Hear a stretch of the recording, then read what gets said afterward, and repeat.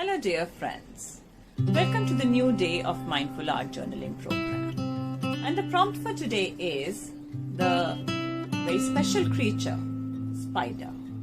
I'm not sure, might be some children are scared of spiders, but it is very important to introduce them to the fact that they are the best weavers.